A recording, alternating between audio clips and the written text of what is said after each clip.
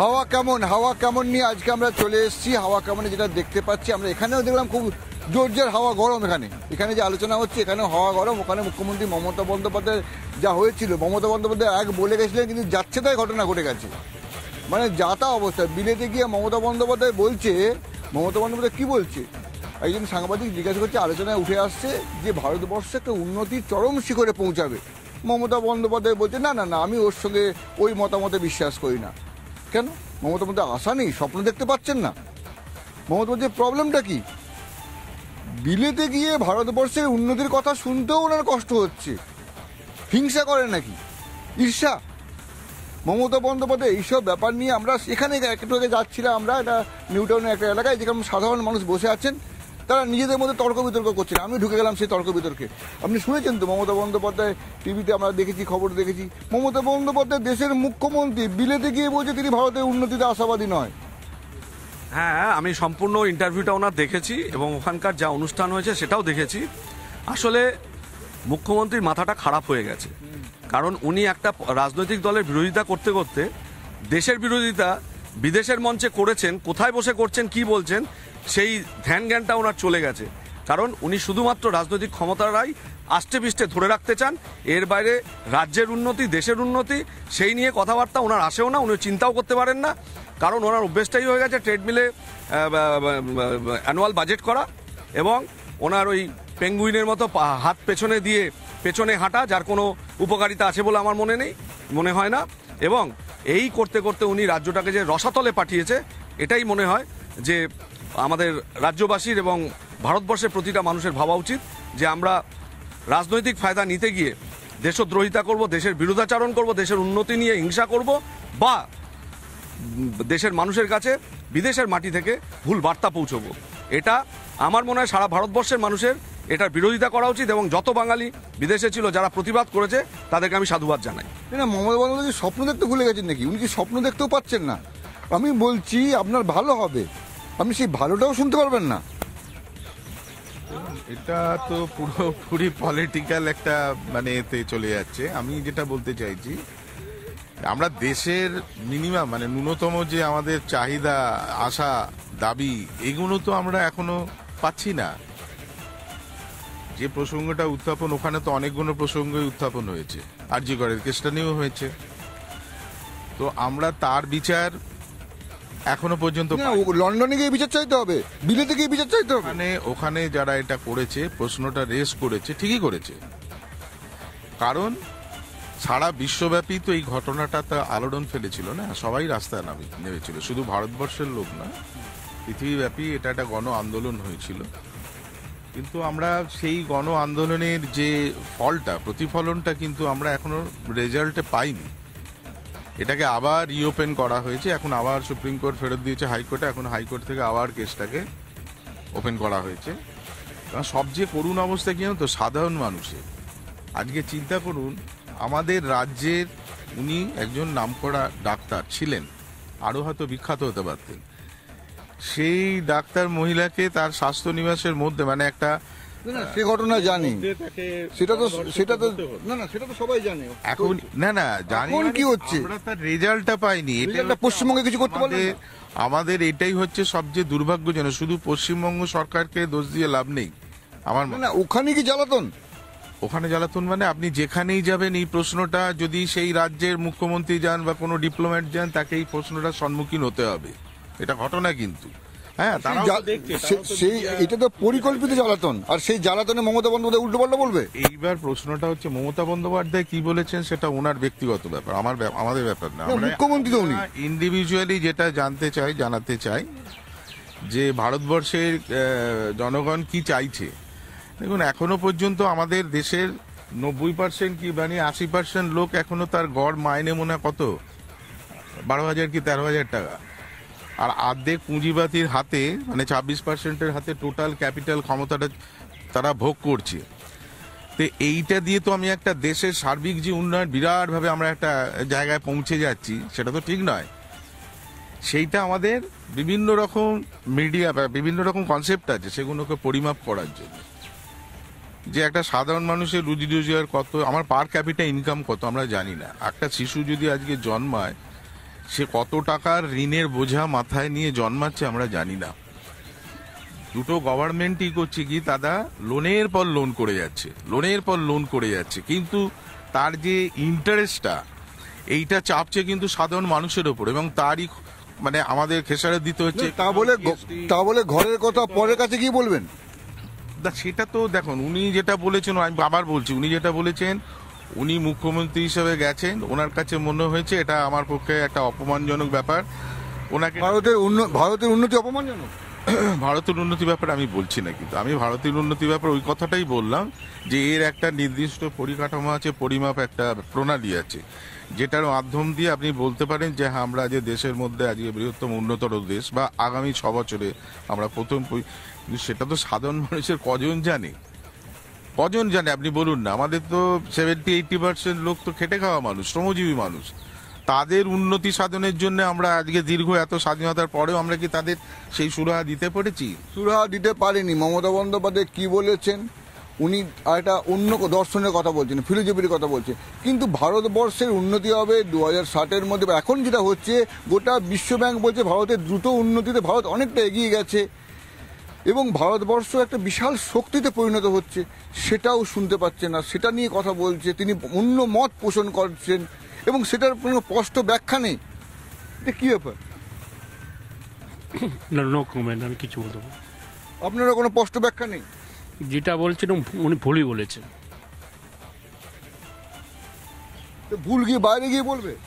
ওনার এটা মানে এটাই ওনার অভ্যাস হয়ে গেছে, তাই তো আর কি বলবো। মানে পরের দেশে গিয়ে আমাদের দেশে নিয়ে বলবে? সেটা বলছে দেখে তো এত কথাবার্তি হচ্ছে না, যদি না বলতে কথা হতো না। উনি বলে ফেলে। হিংসা থেকে বলছে, নরেন্দ্র মোদীকে হিংসা করে। আমি কারোর পার্টিকুলার নাম বলছি না, কারোর হিংসা না, ওনার নিজেরও একটু উনি পার্টিকুলার উনি বুঝতে পারছে কি বলেছে, লাস্টে উনি ইউটিলাইজ করতে পারছে কি কেন বলেছে। বাস, থ্যাংক ইউ। চেপে চেপে আছেন, চেপে চুপে কথা বলছে তো। এত চেপে চেপে কথা বলছে কেন মানুষ? আপনার প্রশ্নটা কি? মমতা বন্দ্যোপাধ্যায় আপনি এখানে সার্ভে করতে মমতা বন্দ্যোপাধ্যায় যে কথাটা বলছেন, বিলেতে গিয়ে বলছেন, একজন জিজ্ঞাসা করছেন ভারতবর্ষ 2060 সাল নাগাদ বিশাল জায়গায় পৌঁছে যাবে, অর্থনীতিতে প্রথম দিকে পৌঁছে যাবে, একবার প্রথম সারিতে পৌঁছে যাবে। এখনই মানে ব্রিটেনকে পিছনের সারিতে ফেলে দিয়েছে এবং দ্রুত উন্নয়নশীল একটা দেশ, যেটা মানে উন্নতি চরম জায়গায় পৌঁছচ্ছে। মমতা বন্দ্যোপাধ্যায় বলছেন তিনি অন্য মত পোষণ করেন। মমতা বন্দ্যোপাধ্যায় কি অ্যাজ এ মানে আমাকার এখানকার মানে মুখ্যমন্ত্রী হিসেবে বলে গেছেন, না মমতা ব্যানার্জি হিসেবে গেছেন? উনি তো গেছেন আমাদের রাজ্যের মুখ্যমন্ত্রী হিসেবে, তো সেরকম শোনার নামটা মুখ্যমন্ত্রী হিসেবেই আপনি বলুন বারবার। সে তো আমাদের প্রতিনিধিত্ব করতে গেছে আমাদের এই ওয়েস্ট বেঙ্গলে দেশের। আচ্ছা, ন্যাচারালি উনি আমাদের কি জন্য, উন্নতির জন্যই গেছেন, চিন্তা ভাবনার জন্যই গেছেন, সরকারের এটা একটা সিস্টেম প্রোটোকলের মধ্যে উনি গেছেন। সুতরাং সেটা আমরা প্রথমেই বিরোধিতা করব। আমরা দেখি আমরা যে এটা কি আসছে, রিটার্ন কি আসছে। না, আমি তো সে কথা জিজ্ঞাসাই করিনি আপনাকে।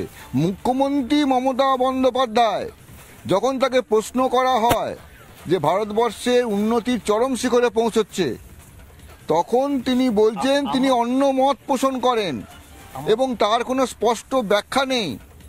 ইন্ডিভিজুয়াল ওনার ব্যাপার আছে। ইন্ডিভিজুয়াল আপনি বলেন, একটু আগে বলেন মুখ্যমন্ত্রীর কথা, আপনি উনি তো নিজে বলেছে যে সেটা, কিন্তু এটাতে আমাদের ভাবমূর্তিটা কতটা নষ্ট হচ্ছে, ইম্প্যাক্টটা কতটা পড়ছে, সেটা আমার ভবিষ্যতে দেখতে হবে, রেজাল্টটা কি আসে।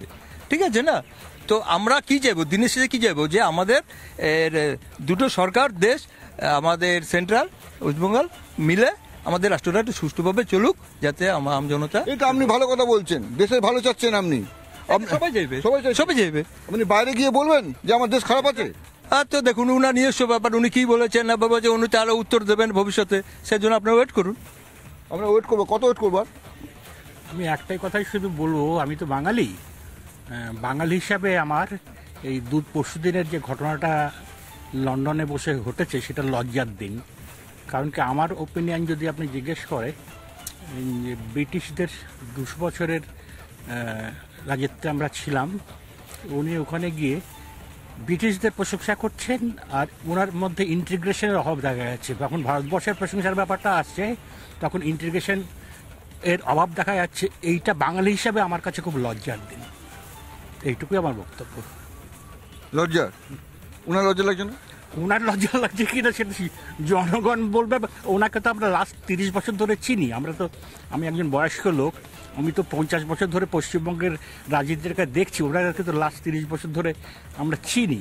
সুতরাং ওনার লজ্জাবোধ আছে কি না সেটা জনগণ বিচার করবে, আমি কে বলার। আপনি একটু অন্যরকম ভাবে ইঙ্গিত করছেন না? যেটা যদি আপনার মনে হয় আমি ঠিক তাই করছি, একদমই তাই, বিদ্রুপ করছেন।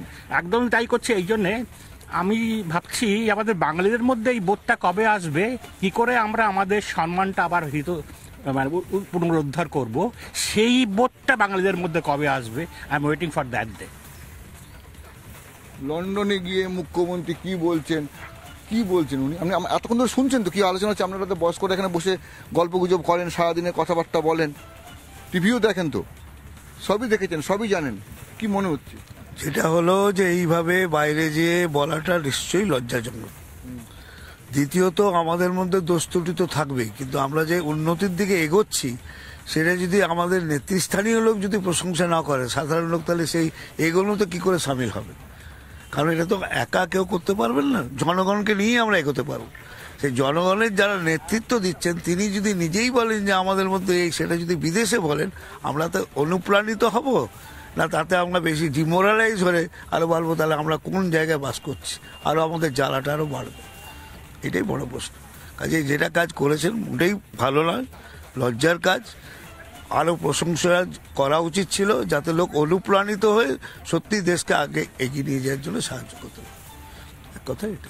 মমতা বন্দ্যোপাধ্যায়, আমি একটা জিনিস বুঝতে পারছি না। আপনি তো খুব ঠান্ডা কথায় বলছেন। মুখ্যমন্ত্রী মমতা বন্দ্যোপাধ্যায় ওখানে গেছেন, যারা ওখানে মানে শিল্পপতি তাদেরকে বলছেন সেখানে সহ শিল্প করো, পশ্চিমবঙ্গ খুব ভালো জায়গা, খুব ভালো পরিবেশ, এত কথা বলছেন। আচমকা তাকে একজন জিজ্ঞাসা করলো পশ্চিমবঙ্গের, ভারতবর্ষে এত, ওখানে তো পশ্চিমবঙ্গ হয় না, ভারতবর্ষ বলে কথা হয়, তো ভারতবর্ষ এত ভালো জায়গা, উন্নতি করছে, উন্নতির চরম শিখরে পৌঁছাবে, এখনই মানে ব্রিটেনকে পিছনে ফেলে দিয়েছে, দিয়ে আগে এগিয়ে গেছে, অর্থনীতি খুব ভালো এগোচ্ছে, এই বিশ্বব্যাংক খুব প্রশংসা করছে। ঠিক এই সময় মমতা বন্দ্যোপাধ্যায়কে যখন প্রশ্ন করা হচ্ছে আপনারা 2060-এ এগিয়ে যাচ্ছেন, কেমন লাগছে, কী অবস্থা, কী মনে করেন, উনি ফট করে এটা বলে দিলেন আমি ভিন্ন মত পোষণ করি। ভিন্ন মত পোষণ অনেকেই অনেক কিছু নিয়ে করে, ভারতবর্ষের ভিতরের রাজনীতি অন্য বিষয়, ঘরের মধ্যেই তো হয়, তা বলে কি বাইরের লোকের কাছে কি উনি বলে দেবে? কখনোই না, একদমই বলা উচিত হয়নি, ঠিক হয়নি। এক কথা এটাই, একদমই বলা ঠিক হয়। এগুলো কেন হয়? এগুলো কি হিংসা? এক কথা হিংসা, যে রাজ্যে তো আমি ভালো অবস্থা আনতে পারছি না, তাহলে পুরো দেশের যদি ভালো হচ্ছে সেটা কি করে সহ্য করি? অন্যকে ছোট করে নিজে বড় হওয়া, আর কিছু না। এতে উল্টে ছোটই হওয়া যায়। হিংসা, একটা মুখ্যমন্ত্রী তিনি হিংসা করছেন, একটা মুখ্যমন্ত্রী তিনি হিংসা করবেন, ঈর্ষা, হিংসা তো ঈর্ষা, কোনটা ঠিক? না না, ঈর্ষা কেন করবো, তাই না? উনি আমাদের মুখ্যমন্ত্রী আর কি। তো উনি ওখানে উনার হয়তো কোনো একটা দৃষ্টিভঙ্গি থেকে হয়তো বলেছেন যেটা আমাদের ভালো লাগেনি আর কি। কারণ আমাদের দেশ সম্পর্কে যে কেউই, কারণ আমিও যদি বাইরে যাই বা কোথাও ধরুন দেশ সম্পর্কে বাজে মন্তব্য করি, এটা অবশ্যই ঠিক নয়। এটা ঠিক নয় মানে কারোই ভালো লাগেনি। এখানে যারা আছেন আমি প্রত্যেকের সঙ্গে কথা বললাম, এত মানুষ তারা গল্প করছিলেন, তারা বিভিন্ন রাজনৈতিক দলের হতে পারেন, বিভিন্ন কেউ সরকারি চাকরি করতেন, কেউ অবসর নিয়েছেন এখন, কিন্তু তারা আসেন। তো প্রত্যেকেরই আমি মোটামুটি যেটা একটা মত পেলাম, এটা ঠিক করেনি। ঘরের কথা বাইরে গিয়ে ঘরের নামে বদনাম, একদমই ঠিক করেননি। মানে ওনার বডি ল্যাঙ্গুয়েজ যা বলছিল, ইন্টারাকশন উইথ দ্য পিপল, যেটা বিদেশের মাটিতে, সেটা একদমই ঠিক করেননি, একদমই ঠিক হয়নি আমি মনে করি। বাঙালিদের পক্ষে এটা খুবই দুর্ভাগ্য। কিন্তু ওখানে গিয়ে মমতাকে জ্বালাতন করছিল এখানকার এসএফআইয়ের লোকেরা, মমতাকে নিয়ে করছে, সেই জ্বালাতনটাও তো মমতা সবসময় জ্বালায় কাউকে, মমতাকে জ্বালাচ্ছে। ও বিদেশে গেছে, একটু ঘুরতে গেছে, তাতেও জ্বালাবে না? ঘুরতে যায়নি, ও শিল্প আনতে গেছে, ও ঘুরতে যায়নি। উনি যে পজিশনে আছেন সেই পজিশনে তো জনগণ ওকে জ্বালাতন করবেই, এটাই তো নিয়ম। ওনাকে সেই উত্তর দিতে হবে, প্রপারলি উত্তর দিতে হবে, কারণ উনি একজন সাংবাদিক পদে রয়েছেন। উনি সবসময় আশা করতে পারেন না ওনাকে সব মিষ্টি মিষ্টি সবাই কথা বলবে, ওনাকে তো জ্বালাতন করবেই। তো ওনাকে সেইভাবে তো as a head of the state ওনাকে সেইভাবে রিপ্লাই দিতে হবে। না অত দূরে গিয়ে জ্বালাতন সারা পৃথিবী এখন খুব ছোট হয়ে গেছে। আপনি যেখানেই যান না কেন সারা পৃথিবীতে, আপনাকে জ্বালাতন করবেই। এই একটু আগে একজন কথা বলছিল না, ওই আমাদের ভারতবর্ষ ঋণ ঋণ ঋণ, জানেন পৃথিবীতে সব থেকে বেশি ঋণগ্রস্ত হচ্ছে সে আমেরিকা, ইউনাইটেড স্টেটস আমেরিকা সব থেকে। সুতরাং এই বিষয়ে আমি আলোচনা করতে চাই না। তো আমরা আমাদের পারসেপশনটাই আমাদের মধ্যে গন্ডগোল আছে নিজেদের মধ্যে, আমাদের সেইটাকে নিজেদেরকে আগে ঠিক করতে হবে, আমাদের পারসেপশনটা। এখানে আরো একজন উপস্থিত হয়েছেন। আচ্ছা, উনি আপনি কথা বলবেন না, উনি চিকিৎসার বাইরে অন্য বিষয়ে কথা বলেন না, উনি ডাক্তারবাবু। তো যাই হোক, আমরা এতগুলো মানুষের কথা শুনলাম, আলোচনা করছিলাম। একটাই কথা, মুখ্যমন্ত্রী মমতা বন্দ্যোপাধ্যায় কেন বলেছেন, তো কেউ বলছেন হিংসে হচ্ছে মমতার, অথবা মমতা কি বলতে হয় সেই বিবেচনা বলতেই হারিয়ে ফেলেছেন। তো হাওয়া কেমন নিয়ে আমরা এরপর আসছি একের পর এক ব্রেকিং নিউজ নিয়ে। আপাতত হাওয়া কেমন এই পর্যন্ত।